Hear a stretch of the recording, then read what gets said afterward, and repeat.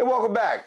Research has proven social isolation has devastating effects, but the power of social connection can be transformative.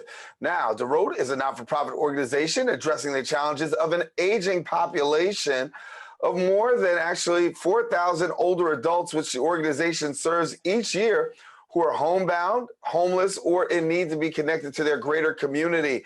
And joining us to tell more details is the Director of Connect Through Tech at DOROT, Lorraine Novack. And Lorraine, good to have you. Good to be here, Darren. Thank you. And really, there is this huge digital divide when it comes just to the average person. But when it comes to the life of a senior, it becomes even more a divisive thing. Talk to us a little bit about how you're bridging the gap with seniors, particularly in the area of technology. Sure. So I think that there are a couple of different things that are important to think about when you think about that digital divide. The first is that sometimes it has to do with people owning the right kind of device. Sometimes it has to do with having connectivity to the internet, fast enough connectivity to the internet. And sometimes it has to do with skill set. And we all know that regardless of age, there are a lot of different things that can influence people's adoption of technology, their income, their native language, the kind of jobs that they've had, their level of education. So our goal at DOROT is to make sure that we are meeting people wherever they are. When people contact us and say that they would like to have help with technology, we ask them a series of questions so we understand what kind of device they have, what kind of connectivity they have, what do they already know, what are the goals that they have for their technology learning, and that's how we get everything started. Yeah, and so after you get them started, they find out where they are. For a person who has little or no technology, say for instance, I really don't know anything, but I know I need to be technologically connected. How do you walk a person through that? Yeah, so the first thing that we work with people to do, because right now a lot of our coaching is happening, or all of our coaching is happening remotely, meaning that we're doing it either over the phone or online. Once we've determined that people have the ability to connect with us through video chat, the first thing that we do is teach them how to use Zoom. So a volunteer calls the client on the telephone, and we'll walk them through the process of opening up their email, finding the link to the video meeting on Zoom, opening that link, and then walking them through the process of using Zoom for the first time. How do you activate your microphone? How do you turn on or off your camera? How do you use the chat feature? What happens when you share screen, and how do you do that? Once the older adult is comfortable with those steps, they're able to turn on their share screen.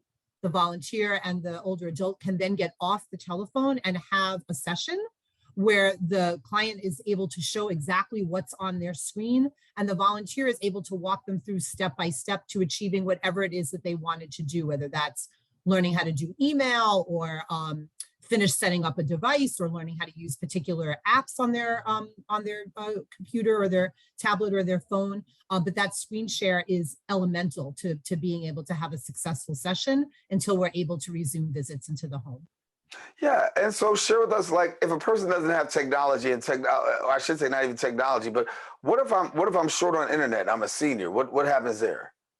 So I think part of what we also do is sort of an education process. So if you're somebody who's not connected and not able to get onto the internet, part of what we might be able to help you do is get you referrals to organizations that will help you get connected. That might mean, working with something for low-income people so that there's a subsidy for your connection, or a lower price for your connection. But helping people to make those contact those resources so that they can take those steps. There's a very limited amount of things that people can do if what they want to use technology for is connecting to other people or connecting to resources that are practical for them. If they don't have that internet connection, if all they own is a device, it's very challenging for them to be able to take those steps forward. So our goal might not be for coaching, but to bring them to those resources that will get them connected to the internet. Yeah. And how much are you finding that seniors are using the telehealth method? I know a lot of seniors sometimes say, I have a hard time with technology, but are you finding more and more seniors are now gravitating towards telehealth? Yeah, I think that we've seen a huge shift in the use of technology by older adults for a variety of different fronts, and telehealth among them. We have definitely worked with a lot of healthcare partners that have expressed concern that over this last year, there were a lot of older adults who were foregoing medical treatment that they needed because they weren't familiar with telehealth. And if you're a late tech adopter, if you're someone not every older adult is not familiar with technology, right? There are plenty of people who can just hop onto the internet for the for the whatever they need and get it done. But for people who are not so familiar with that, if a particular portal at one hospital looks a certain way and a portal at another healthcare network looks a little bit differently, that can be really hard for someone who's just learning how to navigate those portals. So part of what DOROT did is we partnered with several other hospitals throughout the New York City area, New York Presbyterian Weill Cornell, NYU, Mount Sinai, Northwell, Memorial Sloan Kettering, and Hospital for Special Surgery. All of them joined us on a Zoom call that we offered out to the older adult community in New York. We gave them about a 30-minute overview on telehealth and how it works. And then people registered for the health network they were affiliated with, and they were moved into a breakout room that was hosted by that particular healthcare network, who then walked their audience through every step of the portal. How do you create an account? How do you log on and schedule an appointment? How do you find your test results? How do you email your doctor through the portal? So it was very, very specific to the individual portal that person might be using for their particular doctor. Amazing, amazing. And so how does it work when you're a senior? You just reach out to you guys, or how does it go? It's super easy. All you need to do is either call us on the telephone. Your listeners can reach us at 917-441-3706. They can also email us at technologyhelp@dorotusa.org.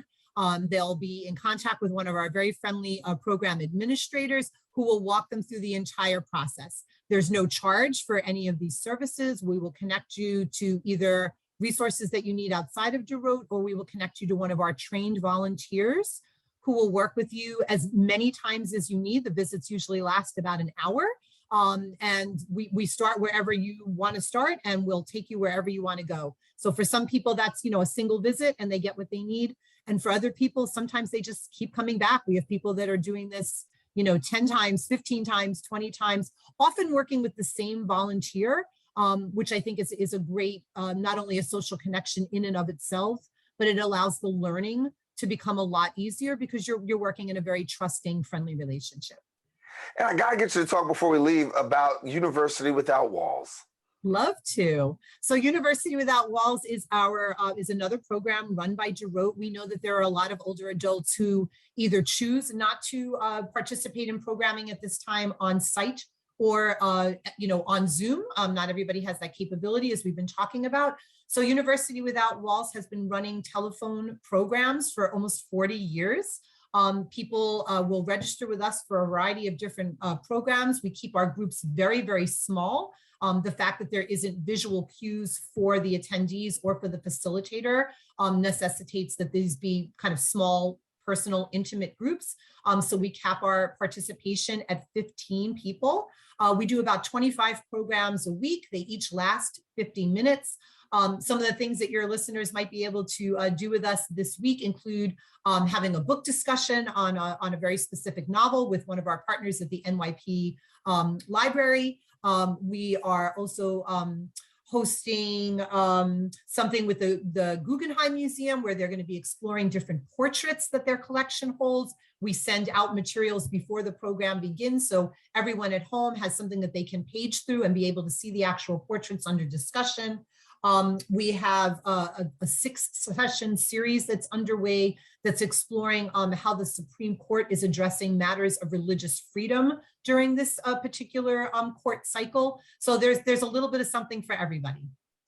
Awesome. Lorraine, got to thank you for being with us and sharing, and hopefully some seniors will get connected and take advantage of these much needed services. And thank you for the work that you're doing. And we thank you for allowing us to share all of this with your listeners. This is a great opportunity. Thanks so much, Daren.